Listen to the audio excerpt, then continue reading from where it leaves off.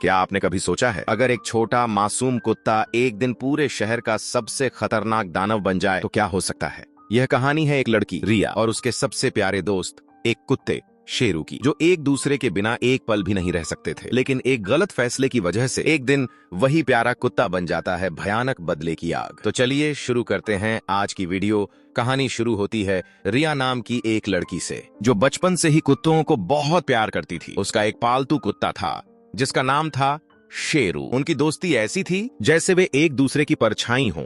एक पल भी अलग रहना उनके लिए नामुमकिन था। लेकिन अचानक रिया की जिंदगी में बड़ा बदलाव आता है। उसकी माँ फैसला करती है कि वह उसके पिता से अलग होकर ऑस्ट्रेलिया चली जाएगी और जाने से पहले रिया को उसके पिता राजेश के पास छोड़ जाएगी। राजेश पेशे से एक कसाई था और उसकी माँ जाने से पहले रिया को राजेश के पास छोड़ जाती है। लेकिन एक समस्या थी, शेरू। राजेश समझ रहा था कि इस कुत्ते को संभालना आसान नहीं होगा। फिर भी बेटी की मुस्कान के लिए वह आखिरकार शेरू को घर में रखने के लिए मान जाता है।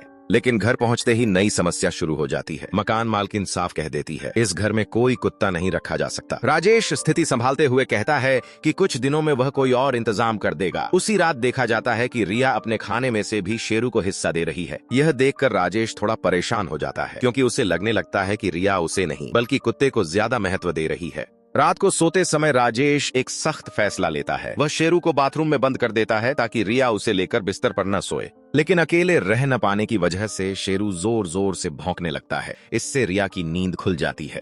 तब वह अपनी पसंदीदा धुन बजाती है और हैरानी की बात यह है कि उस धुन को सुनकर शेरू धीरे धीरे शांत होकर सो जाता है। रिया भी आखिर में बाथटब में जाकर उसके पास ही लेट जाती है। अगली सुबह अचानक कुत्ता नियंत्रण विभाग का एक आदमी वहां आ जाता है। पड़ोस के किसी ने रात में कुत्ते की आवाज सुनकर शिकायत कर दी थी। वह आदमी बताता है, दो ही रास्ते हैं, या तो अभी कुत्ते को साथ ले जाया जाएगा या फिर उसे घर से हटा देना होगा। स्थिति के दबाव में आकर राजेश शेरू को घर से निकाल देने का फैसला लेता है। रिया यह मानने को तैयार नहीं होती। वह म्यूजिक क्लास जाते समय शेरू को छुपाकर साथ ले जाती है, लेकिन क्लास में जानवर लाना पूरी तरह मना था। शुरू में ही शेरू आवाज बर्दाश्त न कर पाने की वजह से बाहर आ जाता है और शिक्षक गुस्से में कहता है, जिसका कुत्ता है वह तुरंत क्लास छोड़कर चला जाए। रिया बिना एक पल गंवाए शेरू को लेकर बाहर निकल जाती है। वापस आते समय राजेश उनकी गाड़ी से रास्ता रोक देता है। शिक्षक पहले ही सब बता चुका था, इसलिए वह रिया को डांटने लगता है। फिर वह एक सख्त फैसला सामने रखता है। रिया को चुनना होगा, या तो वह रहेगी या फिर कुत्ता। बिना एक पल सोचे रिया शेरू को ही चुनती है। ठीक उसी समय राजेश गाड़ी रोककर शेरू को सड़क के किनारे छोड़ देता है और चला जाता है। रिया रोते हुए उसके पीछे दौड़ती है, लेकिन आखिरकार राजेश उसे जबरदस्ती गाड़ी में बिठाकर ले जाता है। दूसरी तरफ बेबस शेरू काफी देर तक दौड़ते दौड़ते थक जाता है और एक अनजान शहर में अकेला रह जाता है। अकेले भटकते भटकते वह समुद्र के किनारे पहुंच जाता है। फिर खाने की तलाश में वह एक कसाई खाने के सामने जाता है। वहां उसकी मुलाकात एक आवारा कुत्ते से होती है, जो उसे खाने की उम्मीद में अंदर ले जाता है। लेकिन अंदर जाते ही बाकी कुत्ते झगड़ा शुरू कर देते हैं। तभी कसाई बाहर आकर उन्हें भगा देता है। सब भाग जाते हैं, लेकिन शेरू पकड़ा जाता है। जब कसाई उसे मारने वाला होता है, तभी वही आवारा कुत्ता वापस आकर उसे बचा लेता है। इसके बाद वह शेरू को अपनी जगह पर ले जाता है और अपने समूह से मिलवाता है। शेरू बताता है कि वह असल में एक सभ्य कुत्ता है और किसी बुरी जिंदगी से उसका कोई लेना देना नहीं है। फिर पूरा दिन वह उनके साथ बिताता है।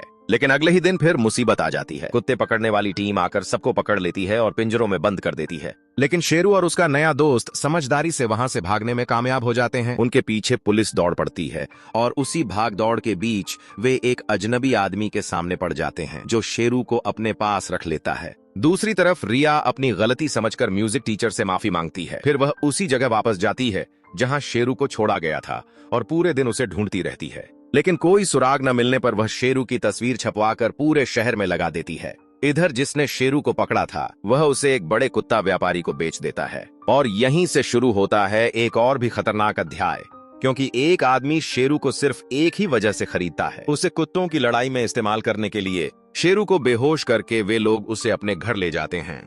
वहां उसे खास तरीके से तैयार किया हुआ खाना दिया जाता था, दूध में प्रोटीन मिलाकर, तथा उसका शरीर जल्दी मजबूत बन सके। धीरे धीरे उसका शरीर मांसल होने लगा। लेकिन इसके पीछे एक भयानक सच छुपा था। उसे सिर्फ ताकतवर नहीं बनाया जा रहा, बल्कि उसे बेरहमी से ट्रेनिंग दी जा रही थी ताकि वह पूरी तरह हिंसक बन जाए। कुछ ही दिनों में उसे कुत्तों की लड़ाई के मैदान में उतारा जाता है। यह शेरू की जिंदगी की पहली लड़ाई थी और उसका मुकाबला ऐसे कुत्ते से था जो पहले भी कई बार यह लड़ाई जीत चुका था। लड़ाई शुरू होते ही दोनों कुत्ते एक दूसरे पर टूट पड़ते हैं। चारों तरफ शोर, जोश। आखिरकार हर मुश्किल पार करके शेरू ही जीत जाता है और उसका प्रतिद्वंदी जान गंवा देता है। यह दृश्य देखकर एक बड़ा कुत्ता व्यापारी शेरू को फिर से खरीदना चाहता है, लेकिन मौजूदा मालिक और उस व्यापारी के बीच बहस शुरू हो जाती है और तभी अचानक बिजली चली जाती है। इस मौके का फायदा उठाकर शेरू वहां से भाग निकलता है। दूसरी तरफ रिया की जिंदगी में भी नई मुसीबत शुरू हो जाती है। वह अपने म्यूजिक क्लास के सहपाठी अर्जुन से मिलती है जो एक पार्टी में जा रहा था। रिया उससे साथ जाने की इजाजत मांगती है, लेकिन अर्जुन अपने फायदे के लिए चाल चलता है। वह अपने पास रखे नशे के सामान को छुपाकर रिया के बैग में रख देता है ताकि वह खुद पकड़ा न जाए। पार्टी में पहुंचकर रिया चारों तरफ देखती है।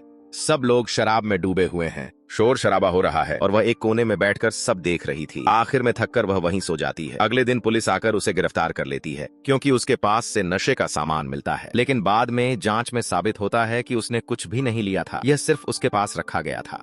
वह हैरान होकर देखती है कि उसका पिता राजेश रो रहा है। उसकी बेटी के लिए उसे इतनी चिंता थी जो रिया पहले समझ ही नहीं पाई थी। राजेश उससे कहता है कि उसने शेरू को हटा दिया है, लेकिन चाहे तो वह नया कुत्ता ला सकता है। रिया आखिरकार अपने पिता के साथ घर लौट जाती है और धीरे धीरे उनका रिश्ता थोड़ा बेहतर होने लगता है। उधर शेरू फिर से अपने उस आवारा कुत्ते दोस्त के पास लौट जाता है।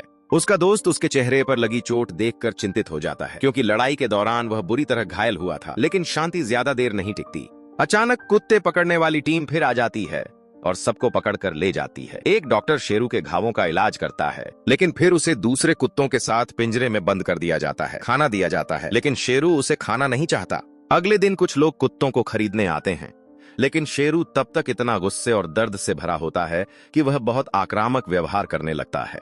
कर्मचारी फैसला करता है कि उसे और ज्यादा हिंसक कुत्तों के साथ अलग रखा जाएगा, लेकिन पिंजरे में डालते समय ही शेरू अचानक हमला कर देता है और उस कर्मचारी को मार देता है। इसके बाद सब कुछ पूरी तरह नियंत्रण से बाहर हो जाता है। पिंजरे टूट जाते हैं और कुत्ते शहर की सड़कों पर फैल जाते हैं। उसी समय रिया एक मंच पर संगीत प्रस्तुति दे रही होती है।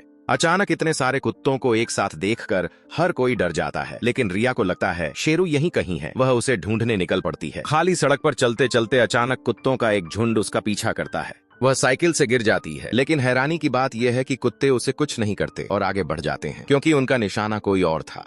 शेरू तब उस निर्दयी व्यापारी के पास पहुंच जाता है बदला लेने के लिए, जिसने उसे इतने दिनों तक तकलीफ दी थी। रिया दूर से मदद की आवाज सुनकर वहां पहुंचती है और देखती है वह आदमी अब जिंदा नहीं है। पुलिस आकर उसे पकड़ लेती है, लेकिन वह वहां से भाग निकलता है।